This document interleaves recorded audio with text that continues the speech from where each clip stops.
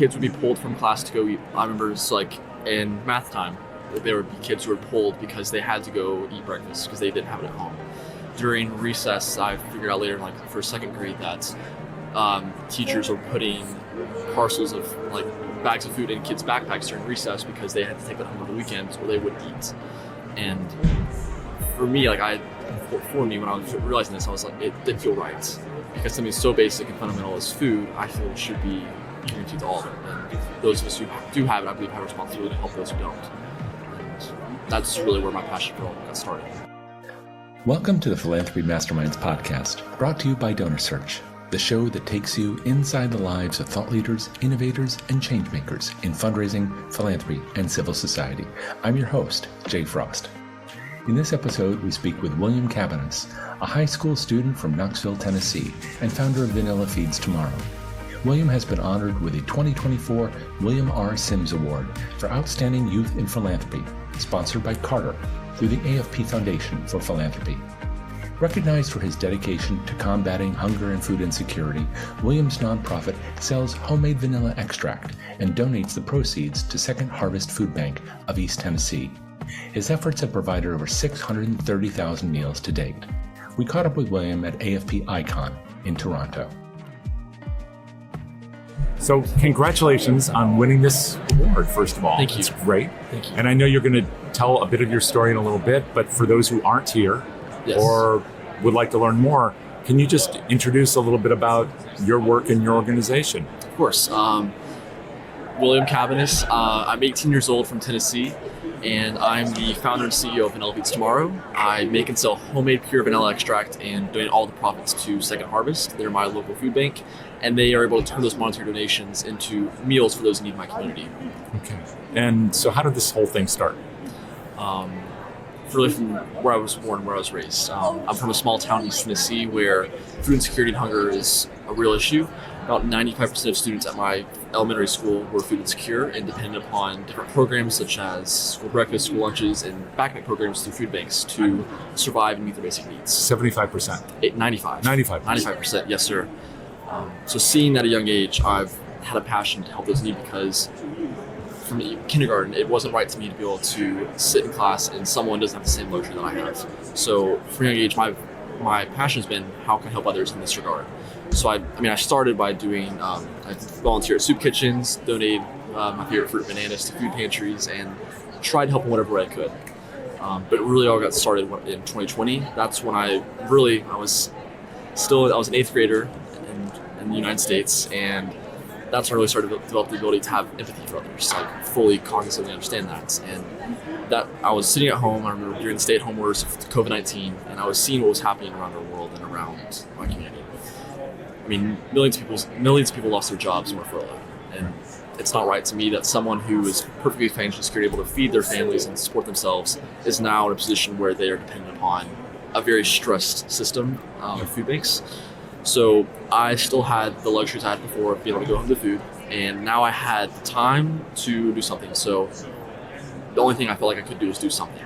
So my response to that was to found Vanilla Feeds Tomorrow. And since then, over the last 4 years, it's been my response to helping this problem and trying to subdue and help those who have what I believe everyone should. A couple of things before we move too deeply into that. Mm-hmm. You talked about some awareness of this from the time you were really very young in school. 95% of people around you on, it sounds like free and reduced lunch is the way we think about it back where I live. Yes. How aware were you of it at that time as a kid sitting down in the lunchroom with the other kids? Yes. Kids would be pulled from class to go eat. I remember it's like in math time, there would be kids who were pulled because they had to go eat breakfast because they didn't have it at home. During recess, I figured out later in like first, second grade that teachers were putting parcels of like bags of food in kids' backpacks during recess because they had to take that home on the weekends or they wouldn't eat. And for me, when I was realizing this, I was like, it didn't feel right because something so basic and fundamental as food, I feel should be guaranteed to all of them. And those of us who do have it, I believe, have a responsibility to help those who don't. And that's really where my passion for it got started.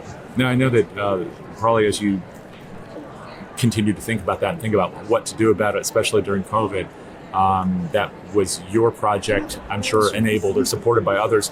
But when you were, again, just beginning to get aware of this as a younger person, what kind of conversations do you have to understand it? Because if I were, let's say, 7 years old, and I saw a friend didn't have food or had to have their backpack packed for the weekend, I would have no idea what that meant. I wouldn't be able to process it. How did you begin to understand or talk about it with people? How did you gain knowledge? Gain knowledge through conversations with those who were affected, like with friends who would go to lunch and they wouldn't have food in their lunchbox.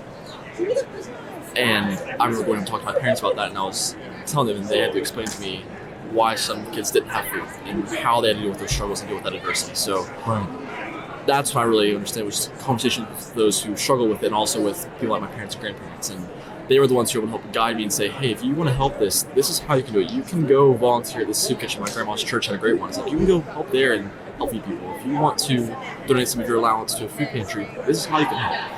And that's really how I started getting into that sphere of taking my passion into activism. So COVID comes around. Yes. A lot of us probably were trying to figure out what to make of it.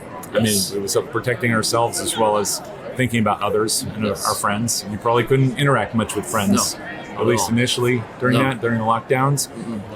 So you thought about this, and then you thought, well, I'm going to do what I can to help. So how did you process how you're going to get access to materials or resources, whether they're financial or food, and get that to the people when most of us were having trouble figuring out how to go to the grocery store or if we could, receive food at our homes? Yes.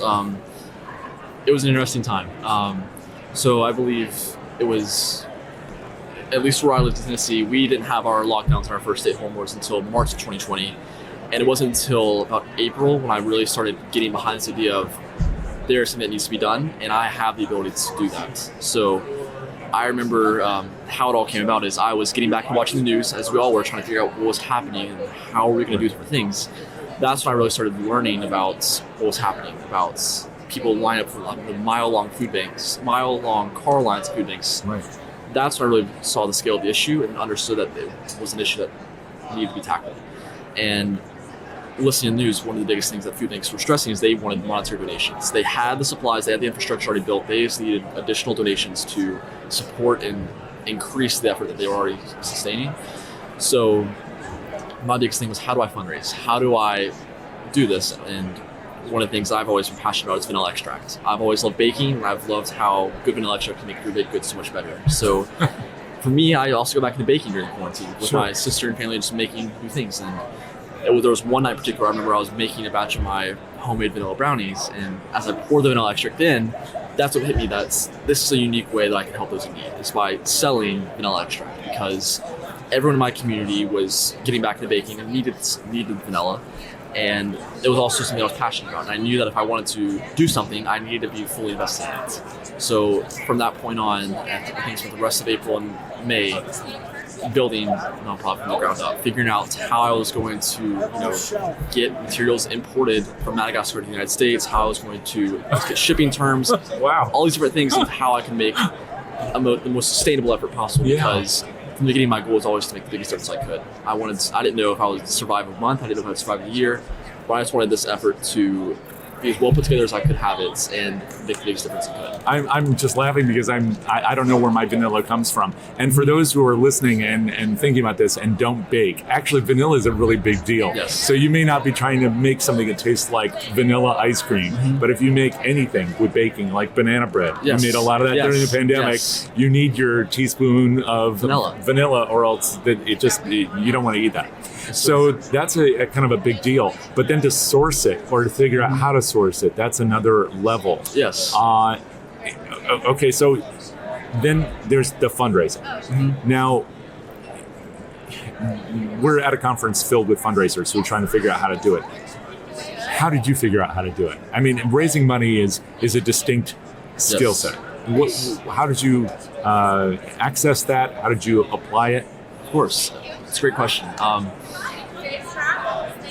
One thing I had on my side is childhood ignorance. I was 14 years old and I didn't understand the challenges, so I leapt headfirst in. I didn't know what I was doing. I had to figure out a lot of what I was doing off Google. I had to just research night and day, figure out how do I do this and what do other people do. So I remember I started really small. I originally didn't know if I was going to make a full-fledged 501c3 nonprofit, but that's the direction I ended up taking because for a variety of reasons.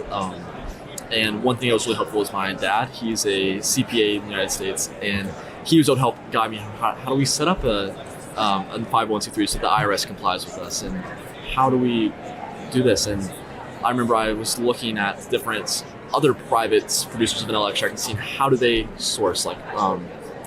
People buy their vanilla beans from Mexico, Madagascar, other regions of the U.S. sometimes, and it was really just learning as I go on, just figuring out and getting hit with failures, and that was good because I learned from those and was able to take a new direction, and ultimately, because of all those failures and all those setbacks, it allowed us to be where we are today. And it was a long and slow process, but eventually we got to a point where we were able to be self-sustaining and be able to make the difference we've had. I know that money is only one measure of the impact that you're having, but how much have you raised? We've donated over $210,000 to Second Harvest in the last almost 4 years now, and that's equated to over 630,000 meals for East Tennesseans. Yeah, which is phenomenal. There are a couple of choices you made in there. One you just alluded to, which is whether or not to set up a separate 501c3. And there are, as you said, there are a number of reasons, but what was the biggest reason? For me, it came down to salary. Do I take anything from this? So I set up a 501c3 because the original mission for this was to make the biggest difference I could. It wasn't so I could make a profit or so I could have a summer job. It was so that I could help others. So the best way I feel I could do that was to set up an official nonprofit. And still to this day, no one has taken a single penny from. I haven't made a penny from Vanilla Beans Tomorrow. We use entirely volunteer labor, and it's all meant to help those in need. And that was from where I was then 4 years and where I am today. It was the most logical choice. And then the other part is about choosing a partner. This is also another thing that's very challenging. Yes. There are a lot of people out there who are trying to serve those who are hungry. Yes. How did you pick your partner? Great question. So again, I did research my area. I figured out who was serving those in need and helping to fight hunger. And as I looked into it more and more, the best option for me was Second Harvest in East Tennessee because they served my current residents in Knoxville, my hometown of Crossville, where I'm from. And it was important to me to serve both regions equally. But also because of their scale and their connection with Feeding America, they are able to have one of the biggest impacts that I can donate to. Every dollar you donate is 3 meals, and they're able, because of the infrastructure they've built over 40 years. So also, I had volunteered with them previously, and I got to know a couple of the directors and leaders at the food bank, and I trusted that they would be able to do with the funds as they said they would. They weren't just going to pocket it all and turn me away, which is what I was worried about originally, but I've been able to work with them to help make a difference, and I'm very blessed to have such a great partnership. It sounds like not knowing things but being eager to learn them was a huge advantage in founding an organization and then finding a partner and then getting food where food needed to go. What are a couple of things that maybe you wish you could have done differently so far, and what are the things you're looking forward to doing that maybe you haven't had a chance to do yet? Okay. I think I'm going to backtrack previously. There's not much I wish I would have done differently. Failed a lot of things I could have done better originally, but I grew from them as a result. And I think because of that, I don't really want to change anything that I've done previously because I don't know where we would be today if we didn't have some of those failures and some of those motivations. So I don't know what I would change, but going forward, I am looking forward to our secondhand impact because one thing I've especially pivoted to now in like the last 2 years is realizing that Vanilla Beans Tomorrow alone is incredible, and I'm very proud of the work that it's been able to do and how many people have been able to help, but I also want to inspire others to make a difference because if we're all able to contribute on our own interest, who knows what world we can live in tomorrow. My passion is helping feed the hungry and baking with vanilla extract, and I've been able to use that to help make a difference. I didn't know how great it would be. I didn't know if I would help one person, a million. I don't know, and I don't know where we'll go in the future, but I want to see if I'm able to help play a small part in someone else's story. If someone else is able to take some inspiration or decide to take that first step and then do their own thing that surpasses us all, that would be the best legacy of Vanilla Beans Tomorrow. And that's what I'm looking forward to, is seeing how many people will continue to do things like this and the nature of Vanilla Beans Tomorrow. And yeah, that's my next goals, is because we all have our own passions, right? I mean, not everyone's passionate about feeding the hungry, and that's okay. Some people love conservation and recycling or other issues in our world. And I mean, if we all tackle our own unique issue, I mean, who knows? Who knows how good this place will be to live? Now, I know that what you're doing will and should inspire a lot of people to take action where they live, but also, within these organizations to do things maybe they wouldn't have tried before. I'm curious to know if you can talk about it. Of course. Maybe how your peers have responded. Because you were doing this, and I'm sure also trying to go to school and do all the other things that we do. So what has that been like as you hang out with friends, talk to people? Yeah. Have you seen a kind of a change in the way they have perceived this kind of work and its importance, maybe inspired them to find their own passions and pursue them? Absolutely. I mean, I'm still a full-time high school student. I have been for mostly the duration of this project. This is what year now are you? I'm a senior. Graduated senior in a few months. It's definitely been a change. And I think one thing, like especially with my close friends, is they've become a lot more supportive of this idea of making a difference in volunteering. And one thing I'm especially grateful for is how much they've supported me with Vanilla Feeds Tomorrow. Because there have been times where I've been stressed and overwhelmed with high demand of orders, and they've willingly stepped in to help me. And that's one thing I'm very grateful for, is their support and saying, William, we understand what you're doing, we want to help. And definitely I think this is also just a great thing that I think will inspire them in the future to continue to help those in need. Yeah, I didn't even ask you if you have partners in this. It sounds like it's pretty much been a solo effort so far. Yes, sir. I still make everything under my own house, in my own kitchen. It's all in-house to cut costs and allow us to make a bigger impact. Yeah, it's me, my dad's our financial guy for obvious reasons. It's all volunteer effort. It's just still in-house. I'm very proud of that. Yeah, if I were talking to you in 40 years, one of the questions I might ask is, how do your parents feel about this? What do you think your parents would say? But you live it every day, and I know you're looking forward. That's why I asked a bit about your peers to see what impact is there. But I know also that the work that we do, the work that you're doing, has an big impact on our community, including both the people who are receiving the meals, but maybe more broadly, as people think about what they can do. All right, have you had conversations with others in the community that you think are emblematic of helping people to understand that they can take on an issue and pursue it with passion the same way that you have? Yes. One thing also I've learned to do is public speaking. I've had more opportunities to do that, and as a result, I've been able to connect with members of my community of not only Knoxville, but also of Tennessee and larger abroad. And it has been really inspiring to me, because one thing I didn't know is how Vanilla Feeds Tomorrow would be received originally. I didn't know if we would be supported, hated, who knows? Who knows what would happen? And one thing I'm grateful for is how total strangers have been completely supportive and encouraged this initiative. And I've seen the same response when I've gone and met with people who maybe were just getting started with a local community service group, or they had been in the space for 20, 30 years. It's been really great to see how many people approve of this work and have said that they want to do something similar. And there's no better feeling than that, and knowing that you've made a difference and you've helped someone in need. So, yes. So what's next? I mean, this is your senior year. Yes, sir. Do you already have a plan for what's next? Yes, for the most part. Not a total plan, but I have a plan in place. So I will go to college next semester. I don't know where that's going to be. I'm still trying to figure that out myself. But Vanilla Feeds Tomorrow will continue. I'm hoping to take it with me to college and continue to do it as a club there and continue to help those in my area. But if that's not feasible, it'll continue in Knoxville. I know there are several people in place that I would trust to continue to run the organization and continue to grow and expand it.